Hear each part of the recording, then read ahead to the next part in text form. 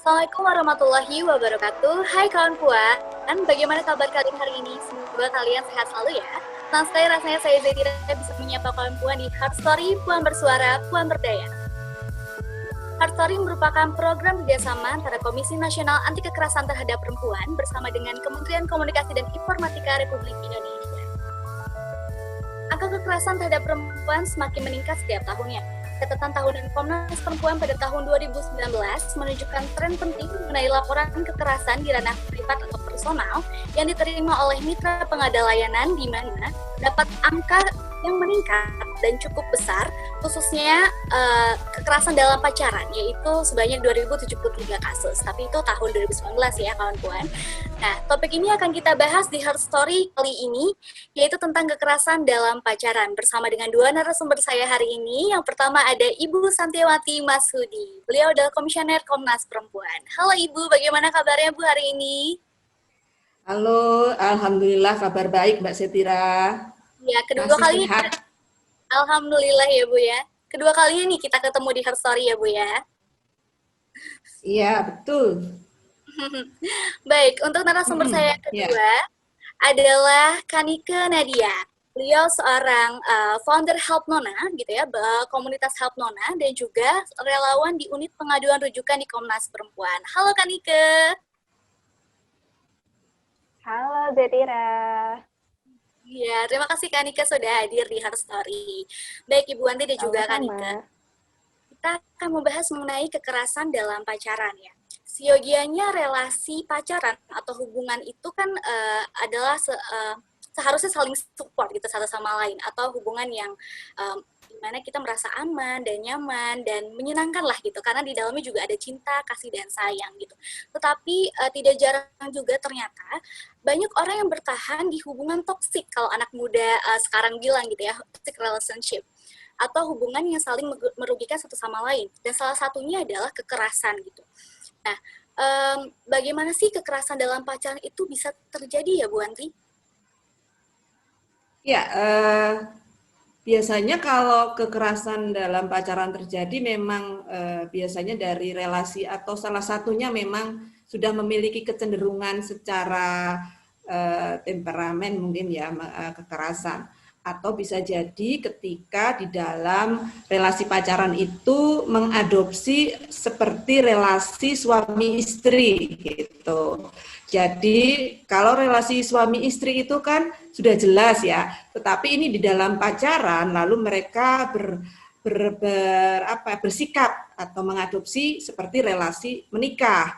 Itu dalam konteks sederhana bisa itu ketika memanggil mama papa atau ayah bunda, itu tuh sudah sebenarnya mereka berupaya untuk mengadopsi itu. Nah, sayangnya padahal kan mereka itu di dalam relasi yang memang tidak ada ikatan secara hukum, sehingga akhirnya ketika mengadopsi ikatan yang lebih tinggi seperti itu, lalu kemudian milikku, milikmu, aku milikmu, kau milikku, lalu kemudian saling menguasai. Nah, disitulah kemudian potensi-potensi kekerasan itu muncul, seperti kemudian berusaha membatasi untuk tidak bertemu dengan yang lain, kemudian berusaha untuk melarang bersosialisasi, melarang untuk berkegiatan, dan kemudian mengecek handphone, mengecek kegiatan, kemudian pasangan ini berusaha mengontrol, mendominasi. Nah, itu biasanya yang akan memunculkan. Sehingga kalau seharusnya di dalam relasi itu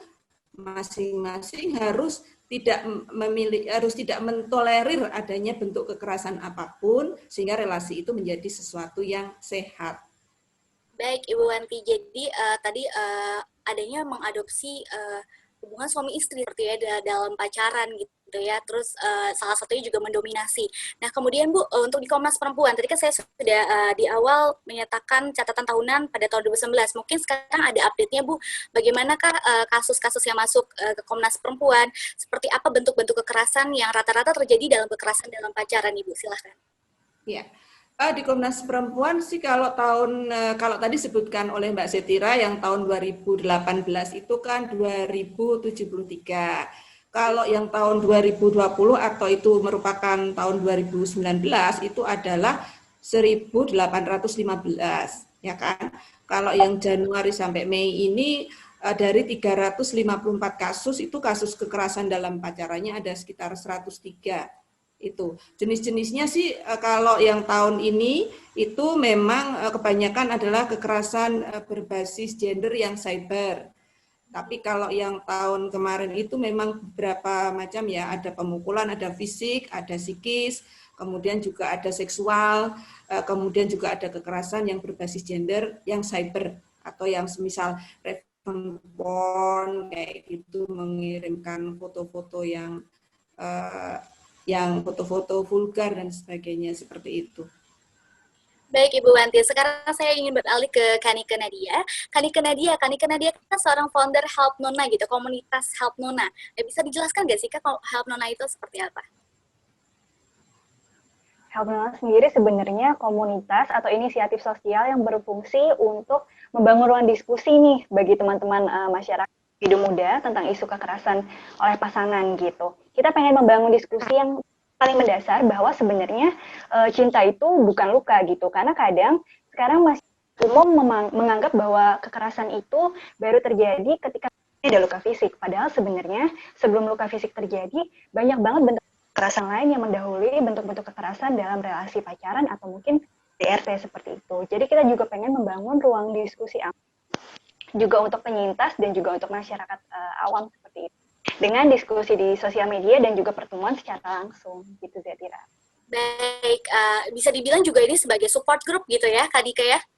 Betul. Ya, tadi Betul. mungkin disampaikan oleh Ibu Wan mengenai bentuk-bentuk kekerasan yang masuk ke Komnas Perempuan bahwa untuk tahun 2020 ini trennya adalah cyber gitu ya, dan sebelumnya ada kekerasan fisik, verbal, dan kekerasan seksual itu sendiri. Nah, untuk di Help Nona sendiri bagaimana Kak?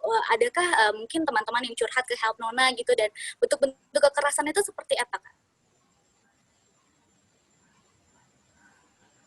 Oke, ya memang ini menarik banget. Aku menginisiasi Help Nona itu dari 2015. Nah, awal 2015, 16, 17, 18, mungkin bentuk-bentuk kekerasan yang banyak diceritakan adalah kekerasan psikis gitu kan. Ada juga yang kekerasan ekonomi, kekerasan seksual. Tapi di 2 tahun terakhir ini udah mulai banyak nih, ada pergeseran bahwa kasus yang banyak juga diceritakan adalah kekerasan berbasis gender online oleh pasangan seperti itu. Di antaranya paling sering memang ada revenge porn ya. Nah, kemudian ingin mempermalukan pasangan atau mantan pasangannya, mereka kemudian menyebarkan video bernuansa seksual atau foto bernuansa seksual. Tapi lebih daripada itu, di level yang lebih bawahnya lagi sebenarnya bentuk kekerasan berbasis gender online lagi ketika kemudian pasangan sudah mulai misalnya ya menghack password pasangannya, atau mungkin nggak menghack tapi memaksa pasangannya untuk coba dong kamu kasih password kamu yang seperti itu, atau misalnya mengatur pasangan untuk tidak berteman dengan siapapun gitu di akun sosial media gitu. Baik, ternyata tadi yang seperti Kak Nike bilang ya, kasus-kasus yang masuk juga kebanyakan cyber ya Kak, terus kemudian meminta password pasangan dan juga seperti ada keinginan untuk mengontrol penuh ya terhadap pasangan, itu jadi menimbulkan hubungan yang tidak sehat dan terjadi kekerasan dalam pacaran gitu.